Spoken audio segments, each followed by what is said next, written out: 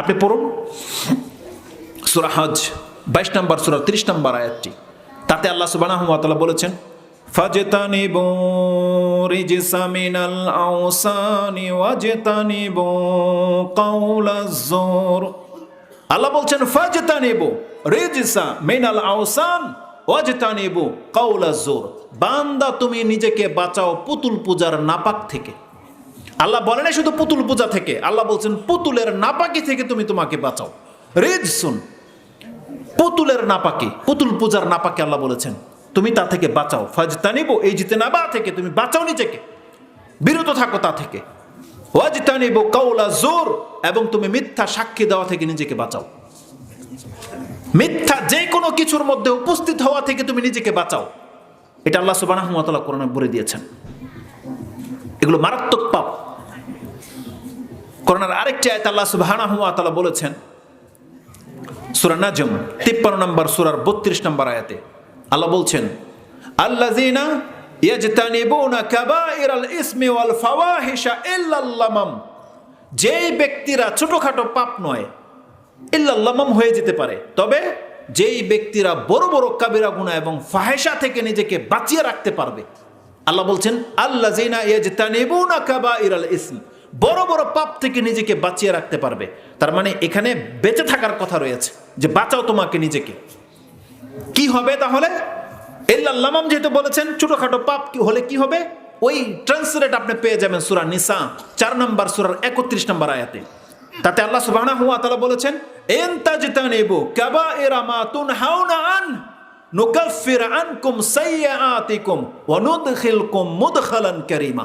আল্লাহ সুবহানাহু ওয়া তাআলা বলছেন, যেই সমস্ত বড় পাপ করা থেকে তোমাদেরকে বিরত রাখতে বলা হয়েছে, তোমাদেরকে বেঁচে থাকতে বলা হয়েছে, কোনো ব্যক্তি যদি সেই পাপ থেকে নিজেকে বাঁচাতে পারে, আল্লাহ বলছেন ওর দ্বারা ছোটখাটো যেই কোনো পাপ হবে আল্লাহ নিজের পক্ষ থেকে মাফ করে দিবেন।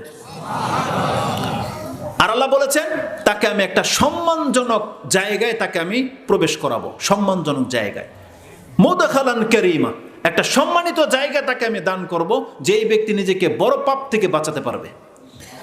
তার মানে বেঁচে থাকতে বলেছেন আল্লাহ সুবহানাহু ওয়া তাআলা।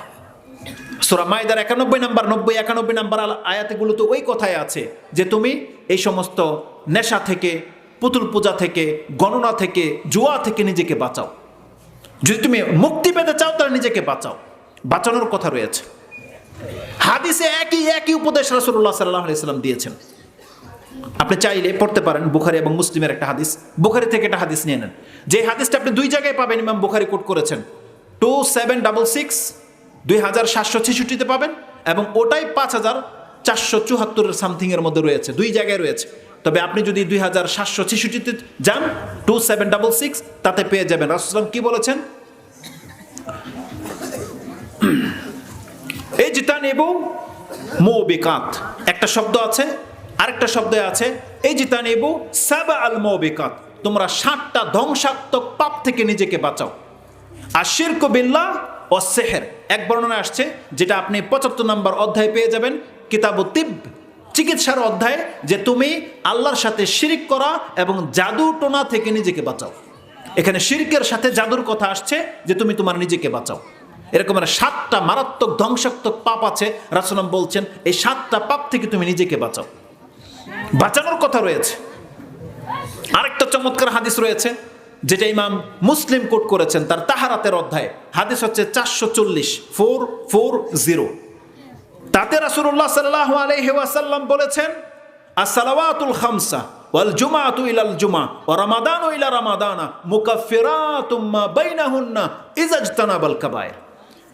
নিশ্চয়ই প্রত্যেকটা মুসলিমের জন্য 5 ওয়াক্ত সালাত, যোহর টু আসর, আসর টু মাগরিব, মাগরিব টু এশা, এশা টু ফজর, এই যে গ্যাপ আছে, কোনো ব্যক্তি যদি ফজর সালাত আদায় করে নেয়, যোহরের ওয়াক্ত চলে আসলে এই মাঝে যদি তার দ্বারা কোনো ছোটোখাটো পাপ হয়ে গিয়ে থাকে, আজান হয়ে যাবে, সে অজু করে নেবে, এর মধ্যে তার মাঝে যত পাপ আছে সব ঝরে যাবে।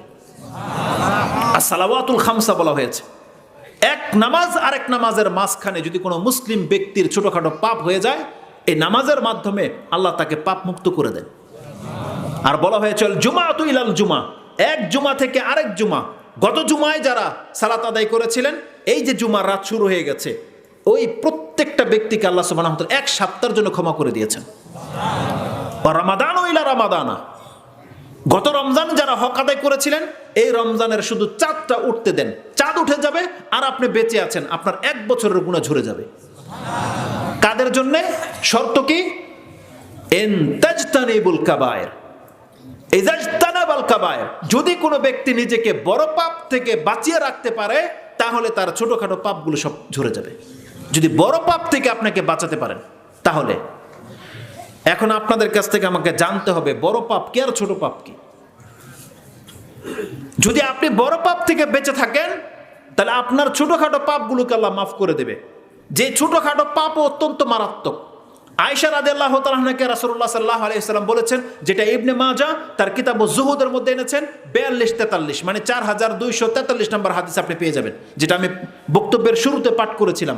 আয়েশা রাদিয়াল্লাহু তাআলা তিনি বলতেছেন যে ক্বালা লিয়ান নবী সাল্লাল্লাহু আলাইহি ওয়াসাল্লাম, রাসূলুল্লাহ সাল্লাল্লাহু আলাইহি ওয়াসাল্লাম আমাকে বলেছেন, ইয়াকি ওয়াল মুহাক্কিরাতি আল আমাল, তুমি তোমার নিজেকে ছোটখাটো পাপ থেকে বাঁচাও। ও জুনুব, আরেক বর্ণনা আসছে জুনুব মানে নিজেকে ছোটখাটো পাপ থেকে নিজেকে বাঁচাও। এটাকে তুমি হালকা মনে করো না, সাবধান থাকো। একটা ছোট্ট পাপ হওয়াটা তুমি হালকা মনে করবা, এই মেন্টালিটি থেকে তুমি সাবধান হয়ে যাও। কেন? ইন্না লাহু মিনাল্লাহি তালিবুন, কারণ কিয়ামতের মাঠে এটাও আল্লাহ তোমার কাছ থেকে তলব করতে পারে।